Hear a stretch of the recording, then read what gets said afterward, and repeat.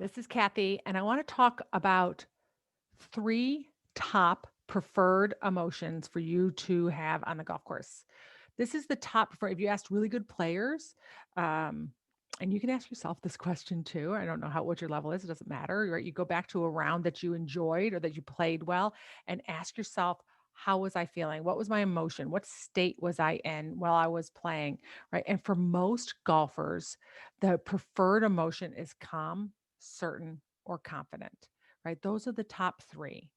That's the state that they want to be in so that they can take the actions they need to swing the best, right? So our emotions create our actions. From your emotional state, you're going to create your swing, you're going to your focus, right? How much time you spend over the ball, what your pre-shot routine, all those things that you do before the shot and around the shot come from how you feel, right? So let me give you an example in the opposite, right? So you missed a shot, you're frustrated, you might be angry.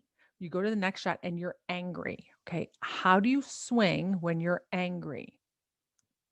Probably not so great, right? I mean, usually we get a little tense, we might get quicker, we're not thinking very good, we're not paying attention to, where we want to position the ball, where our course management probably awareness goes way down. When we're mad, we might rush our swing, take a shorter backswing, whatever it is for you. When we're mad, that would not be our preferred state for us to make our best swings on a consistent basis.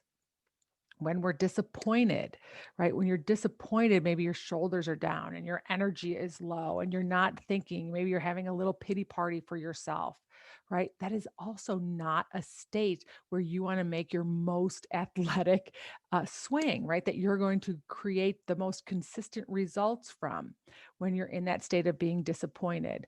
Annoyed is another one, right? If you're annoyed by people in your group, right? That's not how you want to swing. You want to ask yourself, what is it that, or where, what position or what state, sorry, are you in when you make your best swings, when you think your best, when your tempo is the best, when you're feel most focused. Focus can also be on this list as being a emotion, but it also is a action that you can take. Sometimes people, when they're calm, they focus better, right? So, or they focus more. So ask yourself, what state do I prefer to be in when I play golf? Right. And this is the thing. This is the hard part about golf, right? Is that we can have a gazillion different emotions in the course of one hole, let alone a whole round. And the more you want to get yourself from being experiencing those emotions, totally fine. I'm not saying don't be frustrated or mad or disappointed, but you got to get yourself back to calm, certain, or confident, whatever one it is that you like, right? You've got to be able to go from being annoyed back to calm. I'm just going to use that one as an example, right? You've got to get to you don't want that to carry over to your next shot or your next hole. I know this is probably common sense, right? But when we stop and look at it, how many times do you hit golf shots not from one of these three states, right? And our emotions come from our thoughts always, right? Not our circumstance, which I talked about it a little bit in a previous video, right? It doesn't come from you hitting a bad shot.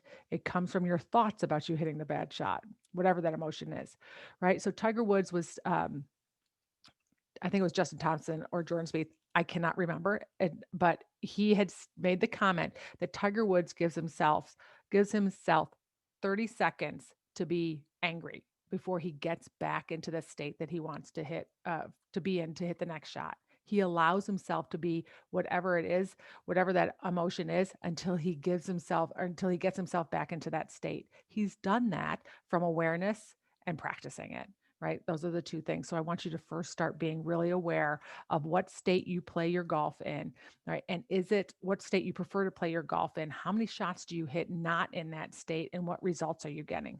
And I'll talk a little bit more about how to process that and get into those states in other videos. All right, you got this.